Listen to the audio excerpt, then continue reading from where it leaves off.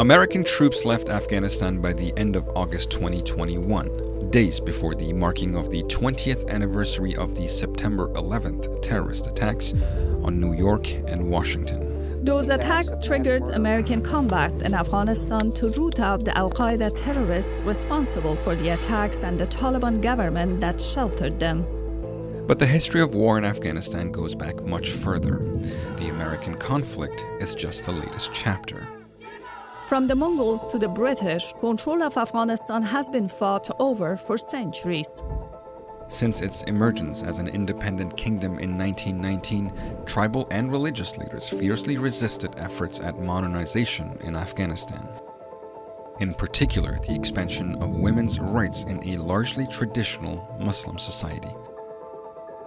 Afghanistan transition to a parliamentary monarchy in 1964 allowed for independent political groups to form. Among them, the People's Democratic Party of Afghanistan, or PDPA, a communist party heavily supported by the Soviet Union. With the backing of the PDPA, nationalist Prime Minister Mohammad Dawood Khan overthrew his cousin King Zahir in 1973, making Afghanistan a republic for the first time. As Prime Minister, Dawood led a modernization movement, investing in education and loosening restrictions for women who were allowed in schools and permitted to be unveiled. Dawood's rule became increasingly autocratic. He sought investment from Iran, Pakistan, and the United States. However, the Soviet Union saw that as diluting its influence. Dawood was blamed for the assassination of a PDPA member. He then arrested the PDPA leaders who had backed his overthrow of the king. PDPA launched the SAUR revolution in April 1978, violently seizing power to establish the Democratic Republic of Afghanistan, a communist state under one-party rule. By this time, the PDPA had split into two factions. The Parcham, made up largely of educated urban middle classes, favored a gradual progression toward socialism. The Khalq faction called for a revolutionary approach following the Russian example. With greater support among the military and along tribal lines, the Khalq soon dominated the government under President Nur Mohammad Taraki and set about radically transforming Afghan society. The PDPA agenda sought to redistribute land to peasants, build infrastructure with Soviet aid, and improve education and women's rights. But the rapid and forceful way these reforms were initiated shocked the population. Mosques were shuttered, women were barred from wearing veils, and men were obligated to shave their beards. Government suppression targeted religious and ethnic leaders, teachers, and lawyers, even their former Parcham allies. Tens of thousands of people were executed within the first months of Taraki's rule. By 1979, open rebellion had broke out in most of Afghanistan's provinces, even reaching cities like Herat, which was only recaptured through a bombing campaign that left thousands of people dead. Prime Minister Hafizullah Amin's leading role in government repression dissatisfied Soviet leadership. They wanted President Taraki to get rid of him. But Amin learned of the attempt. He had Taraki assassinated and assumed the presidency himself in September 1979. Amin's attempts to quell the rebellion by appealing to the religious population failed. When the Soviet Union's 40th Army crossed the Afghan border and arrived in Kabul, Amin was killed, replaced with exiled Parcham leader Babrak Karmal. The Soviet force of more than 100,000 troops was intended to restore stability and strengthen the new Karmal government.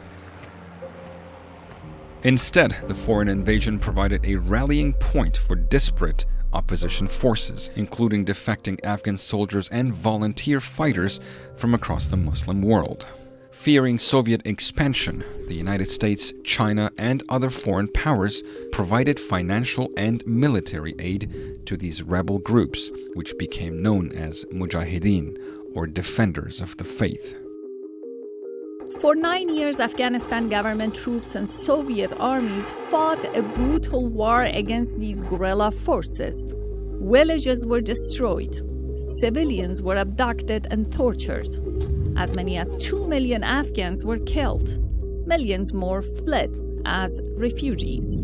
The Soviet Union withdrew its troops in 1989. The costly and humiliating defeat is widely believed to have accelerated the USSR's downfall. The PDPA government managed to hold on to power until 1992 when it fell to a coalition of Mujahideen forces calling themselves the Islamic State of Afghanistan. Yet, no sooner had the Mujahideen declared victory than their rival factions descended into civil war.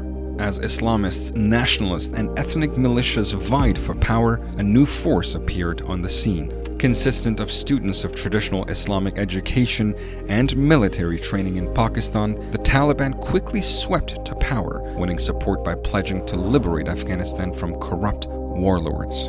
Yet the price for their liberation was severe. The Taliban imposed a strict form of Islamic law on areas under their control, with all women forced to wear burqas. Women were barred from education and working in public. Multiple massacres were committed against minorities, particularly the Shia Hazara population. By 1996, the Taliban seized Kabul and all southern Afghanistan. But the civil war raged in the north, with the Islamic State of Afghanistan remaining the internationally recognized government. When the Taliban refused to turn over militant al-Qaeda leader Osama bin Laden following the attacks on September 11, 2001, the United States and several NATO countries invaded, helping the northern forces to drive them from power and establishing a new government under President Hamid Karzai. Despite its swift victory, the United States soon found itself in much the same position as the USSR 2 decades before. The Taliban had not been destroyed, but merely dispersed into the mountains and crossed border into Pakistan. Efforts to rebuild the war-torn country and create democratic institutions were undermined by periodic terrorism and guerrilla warfare, including suicide bombings. And the continued presence of U.S. troops, as well as well-publicized instances of abuses against civilians, ensured that the Taliban maintained a base of support among the Afghan population. As U.S. forces withdrew after 2 decades of occupation, a resurgent Taliban filled the vacuum. Many Afghan women are concerned their hard-fought gains to participate in public life will be lost now that the Taliban again control Afghanistan. Today, Afghanistan finds itself in much the same position as it did throughout the 20th century, torn between a modernizing central authority and recalcitrant tribal populations.